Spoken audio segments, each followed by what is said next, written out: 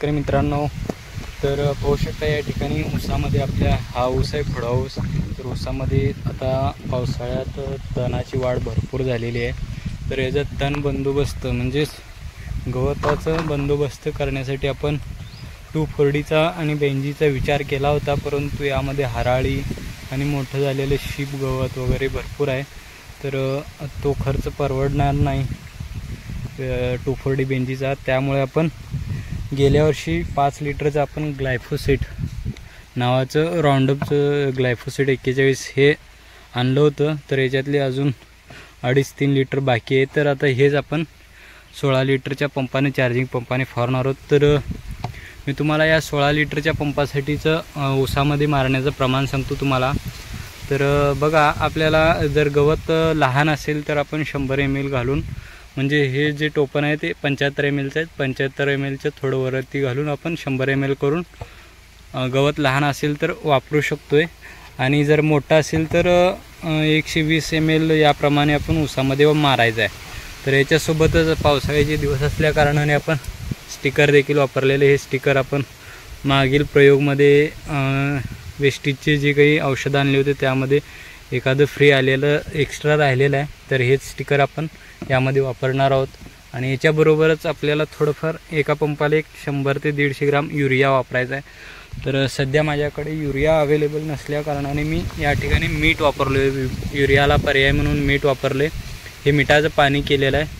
मोठं मीठ आपण 50 किलोचं पोतं आणलं होतं जनावरांसाठी, त्यातीलच 1-1.5 किलो मीठ आपण घेतलेलं आहे आणि त्यामध्ये पाणी घालून वितळवून घेतलेलं आहे, मीठ विरघळवलेलं आहे। आणि ह्यामध्ये आपण पाहू शकता या ठिकाणी 5-6 लिंब आपण पिळून यामध्येच या मिठाच्याच पाण्यामध्ये ॲड केलेले आहेत, जेणेकरून आपण प्रत्येक वेळेस लिंबू पिळण्यापेक्षा एकदाच पाण्यामध्ये पिळल्यानंतर प्रत्येक वेळेस आपण हे 300-300 200 ml एका टाकीला मिठाचं पाणी वापरणार आहोत। 2 लिटर मिठाचं पाणी 1.5 किलो मीठ वापरलेलं आहे। तर जर तुमच्याकडे मीठ बारीक मीठ जर असेल तर आपण एका पंपाला 16 लिटरच्या पंपाला 100 ग्रॅम मीठ घालून हे 100 ml ग्लायफोसेट आणि 10 ml स्टिकर असं वापरून तुम्ही फवारणी करू शकताय। तर फवारणी बघा कशी करायची मित्रांनो। तर फवारणी आपल्याला या ठिकाणी पाहू शकताय, हे असं ऊस आहे।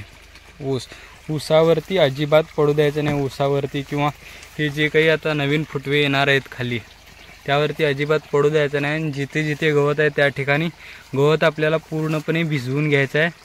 आणि जर तुम्ही पेट्रोल पंपाने मारायचा जर विचार करत असाल तर तो विचार सोडून द्या, कारण पेट्रोल पंपाने औषध भरपूर जातं आहे आणि त्याला प्रेशर भरपूर असल्या कारणाने ते पिकावरती उडण्याची दाट शक्यता असते। तर हे ग्लायफोसेट म्हणजेच राऊंडअप जे आहे ते बरेच शेतकरी सोयाबीनमध्ये, तुरीमध्ये, ऊसामध्ये व इतर बऱ्याच फळबागामध्ये देखील पीक असताना देखील वापरले। त्याचा रिझल्ट एकदम चांगला आहे। जर पिकावरती अजिबात नाही उडालं तर पिकाला अजिबात काहीच होत नाही। जेवढं गवतावरती पडेल तेवढं सर्व गवत नष्ट होऊन जाते।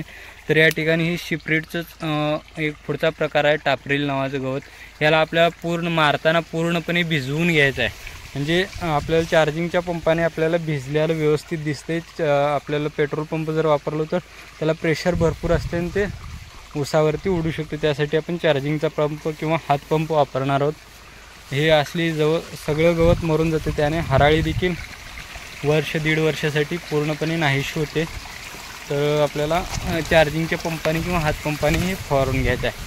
तर हा आजचा पहिला दिवस आहे। तर मी तुम्हाला 8 दिवसानंतर व 16व्या दिवशी व 21व्या दिवशी जे काय रिझल्ट राहणार आहेत हे व्हिडिओच्या माध्यमातून मी तुम्हाला सांगणारच आहे। तर याचं मी प्रमाण देखील तुम्हाला परत एकदा सांगतो। आपल्याला गवत जर लहान असेल तर 100 ml घ्यायचं आहे, आणि जर मोठं असेल, आता माझ्या गवतासारखं जर बियाला आलेलं वगैरे असेल तर 120 ml तुम्ही वापरू शकताय।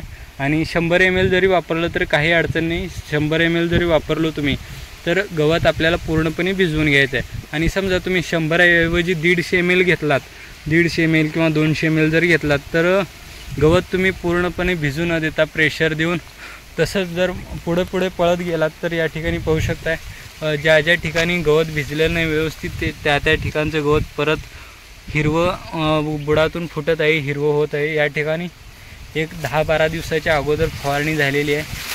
तर या ठिकाणचं ज्याच्यावरती गवतावरती औषध पडले ते पूर्णपणे वाळून गेलेलं आहे। आणि ज्यावरती थोड्या प्रमाणात पडले गवत पूर्णपणे भिजलेलं नाही त्या ठिकाणचं गवत परत एकदा हिरवं होत आहे. तर अशी आपल्याला काळजी घ्यायची आहे औषध फवारतानाची. तर या ठिकाणी पाहू शकताय, या ठिकाणी पूर्णपणे गवत भिजलेलं नव्हतं, तर आता परत एकदा हिरवं होत आहे हे गवत.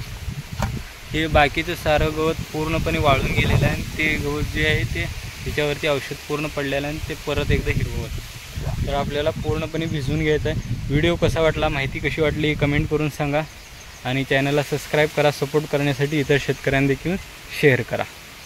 धन्यवाद.